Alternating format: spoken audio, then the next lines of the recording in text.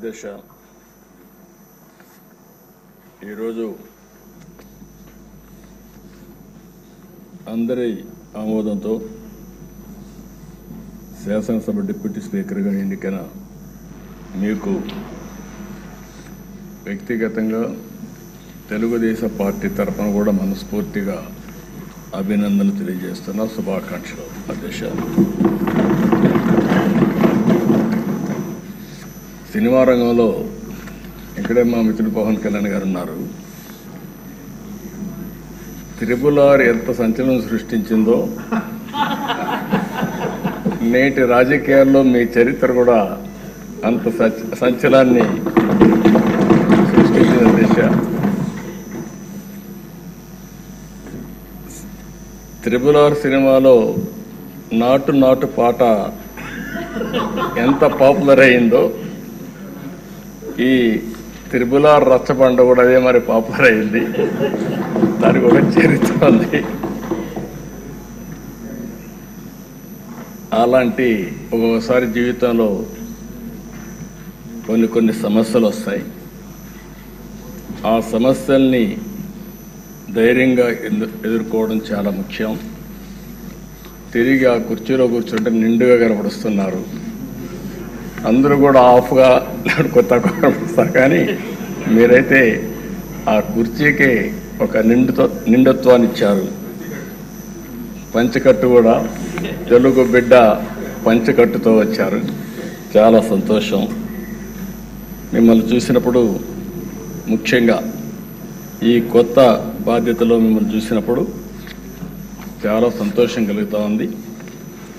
మీరు తప్పకుండా మంచిగా రాణించాలని మనస్ఫూర్తిగా ఆకాంక్షిస్తున్నా. ఇక్కడ ఉండే మెంబర్స్కి అందరికి కూడా ఒకసారి ఆలోచిస్తే వారి ప్రస్తావన కూడా మే 14, 1962 విజయవాడలోని కనుమూరు వెంకట సత్య సూర్యనారాయణరాజు గారు, అన్నపూర్ణమ్మ దంపతులకు జన్మించారు. ఆయన ఒక పారిశ్రామికవేత్తగా, రాజకీయవేత్తగా గుర్తింపు తెచ్చుకున్నారు. రఘురామకృష్ణరాజు గారు విశాఖపట్నంలోని ఆంధ్ర విశ్వవిద్యాలయంలో పోస్ట్ గ్రాడ్యుయేషన్ చేశారు. డిస్టింక్షన్లో పాస్ అయ్యారు. అప్పటి నుంచి కూడా మీరు ఎక్కడ చూసినా ఉత్సాహంగా మెరిట్లోనే ఉన్నారు.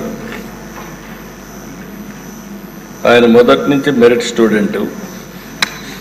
ఇండస్ట్రీ కూడా విద్యుత్ రంగంలో, ఎడిబుల్ ఆయిల్స్లో ఇలాంటి వ్యాపారాలు కూడా చేసి గుర్తింపు తెచ్చుకున్నారు. వాళ్ళ కుటుంబానికి కూడా రాజకీయ నేపథ్యం ఉంది. శిరీష్ రాజు గారు, వీళ్ళ తాతగారు,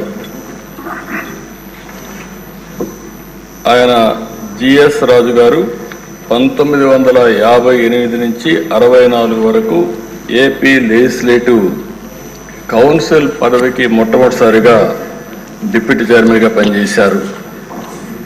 ఇంకో పక్క సిరీస్ ఫార్మా ఎస్టాబ్లిష్ చేశారు అప్పట్లోనే, కానీ కొన్ని కారణాల వల్ల దాన్ని ముందుకు తీసుకుపోలేకపోయారు. కానీ లేకపోయింటే ఈరోజు రిచెస్ట్ మ్యాన్ ఆంధ్రప్రదేశ్లో ఆయనే ఉండేవాడు.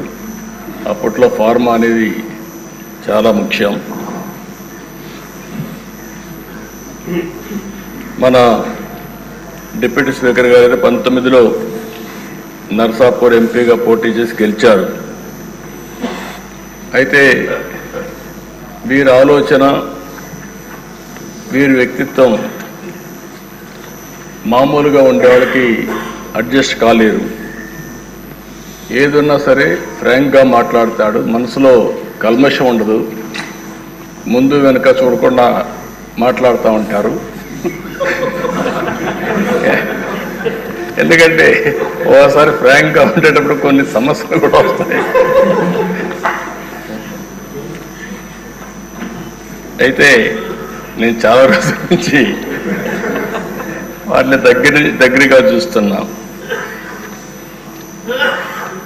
ఎక్కడన్నా తప్పులున్నప్పుడు కానీ, ఎక్కడన్నా ఇది ఉన్నప్పుడు కానీ, చెప్పాలనుకున్నప్పుడు కానీ